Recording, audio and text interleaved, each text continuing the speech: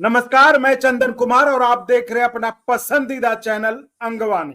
ये वीडियो पारा मिलिट्री के भाइयों के लिए खास होने वाला है, क्योंकि जिस तरह से प्रधानमंत्री मोदी ने अपने पिछले हर दीपावली पर जो वो आर्म्ड फोर्सेस पारा मिलिट्री फोर्सेस के साथ वो दिवाली का दिन बिताते थे, वो कल फिर उन्होंने सरक्रीक क्षेत्र जो गुजरात में कच्छ इलाके में पड़ता है, सरक्रीक एरिया, वहां के लक्की नाला इलाके में वहां जाकर उन्होंने बीएसएफ, आर्मी, नेवी इन सबके जवानों के साथ दिवाली मनाई, उनको मिठाई खिलाई।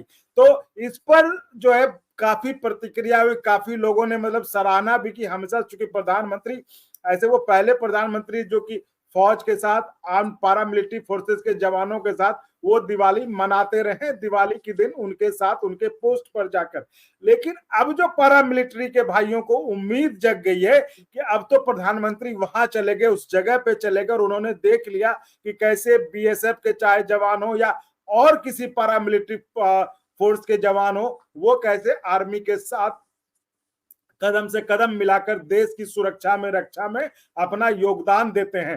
तो उनकी उम्मीदें बढ़ गई। तरह तरह के रिएक्शंस भी आ रहे हैं सोशल मीडिया पर कि अब जब आपने खुद जाकर देख लिया और आपने तारीफ में इतनी सारी बातें भी कही है बीएसएफ में, तो उनको भी, पारा मिलिट्री को भी सुविधा वो दे ही दीजिए। तो हमारे साथ इसी मसले पर चर्चा करने के लिए x CAPF personal welfare association के प्रेसिडेंट पीएस संधू साहब पंजाब के जालंधर से लाइव जुड़े हुए। हम उन्हीं से बात करेंगे, उनसे जानेंगे कि आखिर प्रधानमंत्री मोदी की जो इस बार की दिवाली थी, जो बीएसएफ के साथ जो सरक्रीक एरिया में, सरक्रीक एरिया जो कि जाना जाता है, आप समझ लिए कितनी विपरीत, कितनी कठिन मुश्किलों में जाना जाता है कि दिन में वहां बेहद गर्मी होती है और रात में अचानक से बेहद ठंड भी हो जाता है। ऐसे इलाके में हमारे जवान काम करते हैं, देश की सरहद पर देश की सुरक्षा करते हैं और उन्हीं का नतीजा है, उनकी सुरक्षा का नतीजा है कि हम आज अपने घरों में, कमरों में, सड़कों पर बैठकर आज आपके लिए शो कर रहे हैं या आपके लिए बात कर रहे हैं, या अन्य लोग अपना अपना काम कर, अगर वो वहां ना रहे तो हम भी शायद कहां रहे पता नहीं। तो संधू साहब, बहुत स्वागत है आपको अंगवानी पर। संधू सर, आपकी बात तो सुन ली गई। जैसा कि आपने पिछले वीडियो में कहा था कि मोदी साहब जो दिवाली हर जगह जाते हैं, आर्मी के जवानों के साथ मनाते हैं, एयरफोर्स नहीं तो बीएसएफ के कैंप पर भी जाए, तो इस बार तो मोदी सर चले गए वहां पर। अब क्या उम्मीदें हैं आपकी? थैंक यू चंद्र कुमार जी, बहुत बहुत धन्यवाद। आज आपने वीडियो कॉन्फ्रेंस के लिए हमारे को इनवाइट किया, थैंक्स। सर, दिवाली की शुभकामनाओं के साथ देश के तमाम पारामिलिट्री भाइयों और अन्य सभी लोगों को दिवाली की शुभकामनाओं के साथ हम ये जानना चाहते हैं आपसे सर कि प्रधानमंत्री मोदी ने जिस तरह से अपने रिवाज को कायम रखा, वो कल फिर जो है दिवाली के दिन इस बार जो है सरक्रीक एरिया में, जो कि माना जाता है कि काफी एडवर्स वहां पे सिचुएशंस रहते हैं, उस पे बीएसएफ के जवान थे, आर्मी के जवान थे, नेवी, सबके साथ उन्होंने दिवाली मनाई और जो नोट उन्होंने लिखा वो भी मतलब तारीफ में काफी अच्छी बातें लिखी। तो अब पारा मिलिट्री फोर्सेस की उम्मीदें क्या हैं, वो कैसे देखते हैं मोदी जी के मतलब दिवाली को? चंदन कुमार जी, मेरी तरफ से सबसे पहले हिंदुस्तान की सेंट्रल आर्म्ड पुलिस फोर्स के सर्विंग जवानों को, रिटायर्ड जवानों को और पूरे हिंदुस्तान के वासियों को दीपावली की शुभकामनाएं।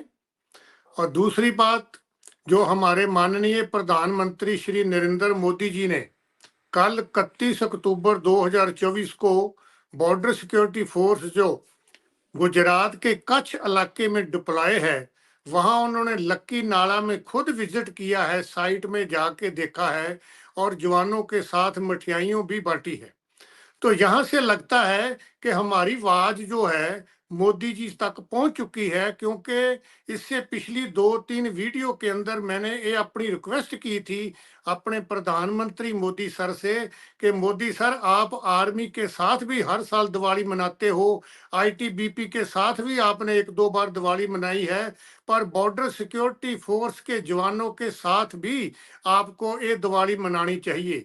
तो मैं अपने पूरे सेंट्रल पैरा मिलिट्री फोर्स के सर्विंग जवानों की तरफ से और रिटायर्ड जवानों की तरफ से और उनके परिवारों की तरफ से माननीय मोदी जी का बहुत बहुत धन्यवाद करता हूं कि उन्होंने बॉर्डर सिक्योरिटी फोर्स की जो हमारा लक्की नाला है, सबसे डेंजरस इलाका है जो रण कच्छ का एरिया होता है, कंक्रीट एरिया होता है, जहां दिन में इतनी ज्यादा गर्मी पड़ती है और रात को सर्दी होती है, इतने दलदल के इलाके में, इतनी कठिनाइयों के इलाके में जो बॉर्डर सिक्योरिटी फोर्स के जवान ड्यूटी कर रहे हैं और वहां आर्मी के जवान भी ड्यूटी कर रहे हैं, तो अब माननीय प्रधानमंत्री जी मोदी सर ने ये जरूर देख लिया होगा कि जब ड्यूटी पैरामिलिट्री फोर्स की और आर्मी की एक ही जगह एक ही पॉइंट पर है, तो फिर वो बेनिफिट जो आर्मी को है वो पैरामिलिट्री फोर्स को भी मिलनी चाहिए।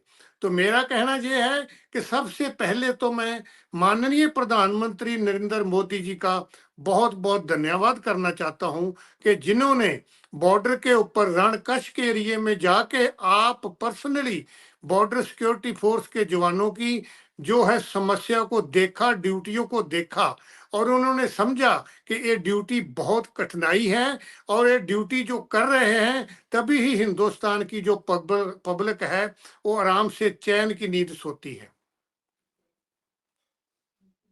तो अब जी जी संधू साहब, बिल्कुल आपने मतलब हमें अच्छा भी लग रहा है। हम लोगों ने पिछली चर्चा में इस बात को उठाया हुआ था और आपने कहा भी था कि मोदी सर को बीएसएफ या पैरामिलिट्री फोर्सेस, खासकर बीएसएफ की चर्चा की थी आपने कि बीएसएफ के कैंप पर जाकर दिवाली मनानी चाहिए। तो वो चलिए, आपकी जो मांग थी शायद सुन ली गई और उन्होंने वो पूरा भी किया। लेकिन अब क्या उम्मीद है, अगर हम देखें सरसरी तौर पर, अगर आप 3-4 पॉइंट्स में गिना पाए कि पैरामिलिट्री फोर्सेस को जो मोदी जी वहां पर गए हैं, जो बीएसएफ के कैंप पे गए हैं, तो एक बार फिर से उनको उम्मीद जग गई कि शायद कुछ हो जाए, है ना। तो आप अगर गिना पाए 4-5 पॉइंट में कि ये चीजें हैं जो कि पैरामिलिट्री को सबसे पहले मिलनी चाहिए, वो सर अगर आप बता पाए तो। बिल्कुल सही बात है चंदन कुमार जी। हमारे जो माननीय प्रधानमंत्री जी ने ये जो अपना दौरा किया है रण कच्छ के एरिए में, इसमें जवानों के दिल में बहुत खुशी आई है कि कम से कम हमारे माननीय प्रधानमंत्री नरेंद्र मोदी जी हमारे पास पहुंचे हैं और हमारी जो है समस्या को देखा है, हमारी प्रॉब्लम्स को देखा है। और उन्होंने ये भी जवानों ने, पैरामिलिट्री फोर्स के जवानों ने ये भी अपने दिल में एक महसूस किया है कि हमारी जितनी भी पेंडिंग मुद्दे हैं आज तक जो सेंट्रल गवर्नमेंट के पास है, जिसमें के ओल्ड पेंशन स्कीम को बहाल करना हो, चाहे शहीद का दर्जा देना हो, चाहे स्टेट में हर डिस्ट्रिक्ट में जो वेलफेयर बोर्ड होना चाहिए और हर डिस्ट्रिक्ट में सीजीएचएस की डिस्पेंसरी होनी चाहिए, और हमारे को भी पैरामिलिट्री फोर्स को 50% जो है परमानेंट जो अपना एग्जम्पशन होना चाहिए जैसे कि आर्मी को है। इसके अलावा और भी जितनी से हमारी मुद्दे पेंडिंग है, जहां हमारी प्रॉब्लम्स है जो पिछले 15 साल से माननीय गवर्नमेंट के पास पेंडिंग है, तो हम ये उम्मीद जताते हैं कि हमारे माननीय प्रधानमंत्री नरेंद्र मोदी जी ने जो हमारी ये विजिट करके अपने आंखों से देख लिया है हमारी ड्यूटीज को, तो हमारे को एक उम्मीद जाग गई है कि हमारी ये जड़े सारे पेंडिंग मुद्दे हैं गवर्नमेंट के पास, जिसमें ओल्ड पेंशन स्कीम का मुद्दा बहुत ही इंपॉर्टेंट है और इनके अन्य अन्य जो बाकी मुद्दे भी हैं वो हमारे माननीय प्रधानमंत्री नरेंद्र मोदी जी जरूर इसके ऊपर कार्रवाई करेंगे और इसको एक्सेप्ट करेंगे। हमारी पैरामिलिट्री फोर्स के जवानों को ये 101% उम्मीद जाग गई है हमारे दिल में कि हमारे माननीय प्रधानमंत्री नरेंद्र मोदी जी हमारे पैरामिलिट्री फोर्स की जितनी भी मुद्दे हैं पेंडिंग है उसके ऊपर दोबारा विचार करेंगे और उनको मंजूर करेंगे। तो सर अगर हम आपसे पूछे कि पहली 3 मांग जो पैरामिलिट्री की सबसे बेहद अहम है, जो सबसे पहली फुर्सत में 3 मांग पूरी करनी चाहिए, वो कौन सी मांग होगी सर? सबसे पहली मांग तो हमारी है ओल्ड पेंशन स्कीम को रिस्टोर किया जाए। जो अच्छा। ओल्ड पेंशन स्कीम पहले से चलती थी उसी को किया जाए। यूपीएस की स्कीम जो है हमारे पैरामिलिट्री फोर्स के जवानों के लिए लाभदायक नहीं है। सबसे पहला मेन मुद्दा हमारा ये है। दूसरा मुद्दा है हमारा कि हमारे जब पैरामिलिट्री फोर्स के जवान आर्मी के बराबर ड्यूटी करते हैं। एक ही पोस्ट के ऊपर आप जम्मू कश्मीर में देख लीजिए, एक ही पोस्ट के ऊपर आर्मी का जवान तैनात है, वहां ही बीएसएफ का जवान तैनात है। जब दोनों की डेथ हो जाती है, आर्मी के जवान को शहीद का दर्जा मिल जाता है, और हमारे जवान को शहीद का दर्जा भी नहीं मिलता, और ना ही वो सुविधा मिलती है जो आर्मी को मिलती है। तो हमारा जो दूसरा मेन पॉइंट्स है कि हमारे को भी शहीद का दर्जा मिलना चाहिए।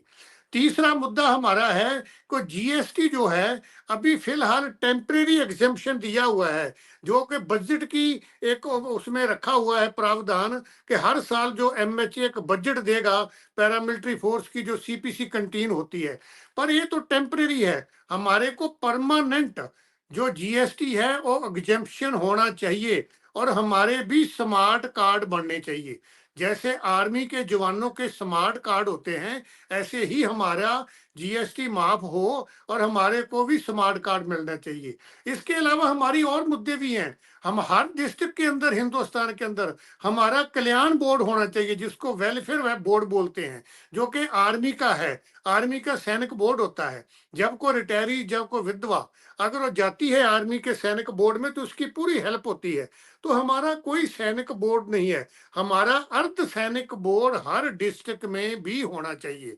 इसके अलावा सीजीएचएस की जो डिस्पेंसरी है, अब फॉर एग्जांपल पंजाब में देख लो, पंजाब में आज की डेट में सिर्फ 2 डिस्पेंसरी है सीजीएचएस की, एक जलंधर में, एक अमृतसर में। जो अबोहर फाजिलका से बंदा आएगा अमृतसर में, वो दोपहर के बाद पहुंचता है और रात को वहां रुकता है। नेक्स्ट डे वो अपना जो रेफर स्लिप बनवाता है, फिर वो वापस अपने घर में जाता है, वहां हॉस्पिटल में फिर दोबारा उसको चक्कर लगाने पड़ते हैं। तो ये सीजीएचएस का हर डिस्ट्रिक्ट में डिस्पेंसरी होना बहुत जरूरी है। आप देख लो, एक रिटायर्ड आदमी जो है, सीजीएचएस का उसको कार्ड बनाने से पहले 1000 रुपया जो मेडिकल अलाउंस मिलता है वो उसको बंद करवाना पड़ता है। तो हर साल उसको 12,000 रुपये का वो लॉस होता है। उसके अलावा सीजीएचएस कार्ड बनाने की जो फीस होती है, अगर कोई ऑफिसर रैंक का, एसी रैंक का है, तो 78,000 उसको जमा कराने पड़ते हैं वन टाइम। तो इतना पैसा जमा कराने के बाद भी 12,000 साल का लॉस होने के बाद भी हमारे को सीजीएचएस का बेनिफिट नहीं मिल रहा है, क्योंकि डिस्पेंसरी नहीं है। लोगों को, बुजुर्ग को, 80 साल से ऊपर वाले आदमियों को, रिटायरीज को फाजिलका से, जहाँ अब जैसे पठानकोट है, पठानकोट के जो रिटायरीज हैं उनको अमृतसर में आना पड़ता है, जलंधर में आना पड़ता है, बहुत दूर पड़ता है। तो हमारी रिक्वेस्ट है, जो मेन हमारे और डिस्ट्रिक्ट्स हैं, जैसे गुरदासपुर डिस्ट्रिक्ट है, वहाँ डिस्पेंसरी होनी चाहिए। हमारे फिरोजपुर में एक डिस्पेंसरी होनी चाहिए, लुधियाना में डिस्पेंसरी होनी चाहिए, संगरूर में डिस्पेंसरी होनी चाहिए। मिनिमम ऐसे ही हिंदुस्तान के बाकी जो डिस्ट्रिक्ट स्टेट हैं, उसके अंदर भी जहाँ जहाँ सीजीएचएस की डिस्पेंसरी का जो अपना जगह खाली है, या जहाँ अच्छा समझा जाता है कि जहाँ उसकी रिक्वायरमेंट है, तो वहाँ सीजीएचएस की डिस्पेंसरी होना बहुत जरूरी है। इसके अलावा और भी हमारे मुद्दे बहुत हैं, जो हमने गवर्नमेंट को रिटन में मेमोरेंडम के थ्रू जो कई बार भेज चुके हैं। तो हमारी ये रिक्वेस्ट है माननीय प्रधानमंत्री मोदी जी से। तो अब तो मैं ये कहना चाहता हूँ कि हमारे को ये कोई विश्वास नहीं है, हमारे को पूरा 100% एक यकीन हो गया है कि प्रधानमंत्री जी ने हमारा बीएसएफ की ड्यूटीज को अपने आंखों से देखा, और मौसम को देखा कि कितनी कठिनाइयों से ड्यूटी कर रहे हैं। अब वो हमारी जो मांगे हैं, हमारे को उम्मीद एक जाग गई है कि हमारे जितने भी मुद्दे पेंडिंग है गवर्नमेंट के पास, वो माननीय प्रधानमंत्री नरेंद्र मोदी जी जरूर उसके ऊपर तवज्जो देंगे और उनको मंजूर करेंगे। जी बिल्कुल संधू साहब, आप बिल्कुल सही करें, और शायद इसी कारण हम आपसे अभी बात भी कर रहे हैं कि जिस तरह से प्रधानमंत्री मोदी ने बॉर्डर पर जाकर सर्किल एरिया में, मतलब बाकी जगह तो नेवी के हो गए, एयरफोर्स के हो गए, आर्मी के जवानों के, लेकिन बीएसएफ के जवानों के साथ भी दिवाली मनाई। और पिछले वीडियो में संधू साहब ने ही अंगवानी पर बातचीत के दौरान ये मांग भी की थी कि प्रधानमंत्री जी को बीएसएफ के कैंप पर भी जाना चाहिए। तो एक मांग तो इनकी पूरी हो गई। अब जो इनकी दूसरी उम्मीद बढ़ गई है, वो उन्होंने विस्तार से बताया, और उन उम्मीदों की फहरिस्त में ओपीएस सबसे ऊपर है, जैसा कि संधू साहब ने अपनी बातचीत में बताया। तो हालांकि ये बात सही है कि फहरिस्त सरकार से उम्मीदों की लिस्ट बहुत लंबी है, तो जो उनमें से प्रमुख मांग थे, संधू साहब ने इस वीडियो में बताया। तो आगे और भी मुद्दों पर हम क्रमवार ढंग से, सिलसिलेवार ढंग से चर्चा जारी रखेंगे संधू साहब के साथ। और आप में से भी कोई अगर बात करना चाहते हो तो आप चैनल के नंबर पर जो नीचे आपको दिख रहा है उस पर आप संपर्क कर सकते हो और आप हमसे बात कर सकते हो। हम आपसे बातचीत रिकॉर्ड करके हम उसको दिखा सकते हैं, ताकि पारा मिलिट्री भाई का जो कष्ट है, जो उनका दुख है, जो दर्द है, वो उन कानों तक पहुंचाई जा सके जहां से सुनवाई हो सके। तो संधू साहब, इतने व्यस्त दिनों में मैं समझ रहा हूं त्योहार का समय है और आपने इस बीच समय निकाला बात करने के लिए, आपका बहुत बहुत धन्यवाद, दिल से आभार। और दिवाली की शुभकामनाओं के साथ, इस उम्मीद के साथ कि अब प्रधानमंत्री मोदी जी ने जब खुद वहां जाकर देख लिया है कि कैसे विपरीत परिस्थितियों में, कैसे कठिन हालातों में, मतलब जो उसमें वो बीएसएफ के जवान काम कर रहे हैं, मतलब सबके साथ वहाँ आर्मी के भी हैं, एयरफोर्स के भी हैं, नेवी के भी हैं, तो फिर उनको सुविधाएं देने में अलग क्यों, डिफरेंस क्यों? तो उम्मीद है मोदी जी इस पर भी सोचेंगे और कोई अच्छा फैसला आपके पक्ष में आए, ये तो हम हमेशा से चाहते हैं। तो संधू सर, बहुत बहुत धन्यवाद जुड़ने के लिए। और साथियों, आप इसी तरह चैनल को लाइक, शेयर, सब्सक्राइब करते रहिए, जिससे हमारा मनोबल बढ़ा रहे और हम आपके लिए हर उस जगह जाएं, हर उस व्यक्ति को संपर्क करें जो आपके लिए आवाज उठाते हैं और आपकी आवाज आगे बढ़ाते हैं। और संभव हो तो ज्वाइन भी करिए, जिससे हमें इन कार्यक्रमों को करने के लिए संसाधनों को जुटाने में मदद मिले। बहुत बहुत धन्यवाद। थैंक यू, धन्यवाद चंद्र कुमार जी, बहुत बहुत धन्यवाद। और अगर आपको अच्छा लगा तो एक बार और आपको मैं कहना चाहूंगा कि आप इसको प्लीज सब्सक्राइब और शेयर करते रहें, ताकि हमारा भी मनोबल और सपोर्ट बना रहे।